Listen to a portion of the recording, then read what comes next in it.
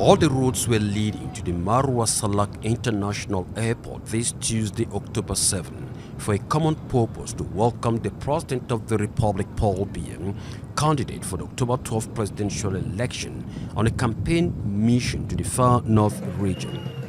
The streets were busy and the presidential corridor from Maroua town to the airport was crowded ahead of the arrival of President Paul Biya in the company of the First Lady, Mrs. Chantal Biya.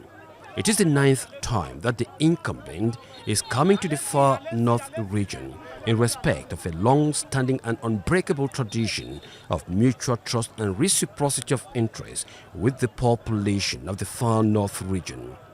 And when the special flight carrying on board the CPDM presidential aspirant touched down at the Maroua International Airport, the atmosphere was marked by frenzy from an impressive number of traditional dance groups, supporters of the CPDM party, and disciples of President Paul Biya, including sympathizers and curious onlookers.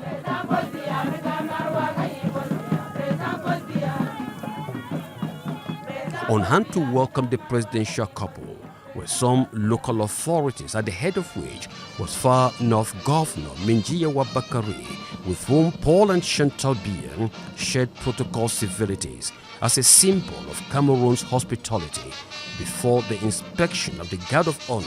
on board the presidential limousine, and in his capacity as the Commander-in-Chief of the Defense Forces. At the entrance of the presidential lodge, President Paul Biya was subjected to another round of hospitality with a beautiful bouquet of flowers to reaffirm the high esteem that the far north region has for President Paul Biya's trustworthy and clairvoyant leadership, before a series of handshakes with members of the constituted core of the region. Cabinet ministers, elected officials, CPDM party officials, and traditional authorities all took their turns to welcome the presidential couple, Paul and Chantal Biya. When the presidential motorcade hit the road for Maroua, the excitement and songs of joy reached fever pitch all along the 25-kilometer long presidential itinerary. From the Maroua International Airport, the presidential caravan was gratified with the huge presence of supporters and sympathizers who lined the streets of Maroua, chanting songs and dancing in support of their champion, President Paul Biya, who incarnates the greatness of a nation standing tall and proud and the hope of a resilient population.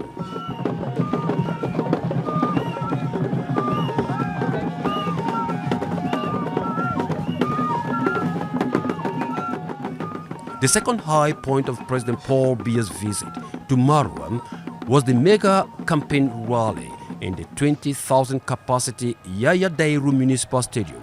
full to capacity when the presidential motorcade arrived at the stadium for the start of the campaign rally. Thousands of supporters and loyalists from within and out of the far north region defied the scorching sun to renew the unconditional support for President Paul Biya in the upcoming presidential election. An unflinching support which the city mayor of Maroua, Sani Babali, and the Speaker of the National Assembly, Kava Yege Jibril, justified with a long list of capital-intensive projects realized by President Paul Biya in the far north region, while expressing the wish to see the water and energy situation of the region improved in the nearest future. President Paul Biya, the choice of the far north region, was quick to reassure the population of the far north region that he is particularly concerned about the welfare of the people of the region and that their problems are already being addressed by a special committee, and that he will personally pay attention to the plight of the youth and the women of the region. The President of the Republic enumerated some achievements in the far north region in the domain of education, healthcare facilities, agriculture, and road infrastructure. And on security matters, President Paul Biya extended his appreciation to the population for collaborating with the security and defense forces to fight against Boko Haram in the region. The President of the Republic, Paul Biya, left the rally ground reassured and confident that the bond of partnership with the population of the far north region has not only been renewed, it has also been reinvigorated in preparation for the October 12 presidential election.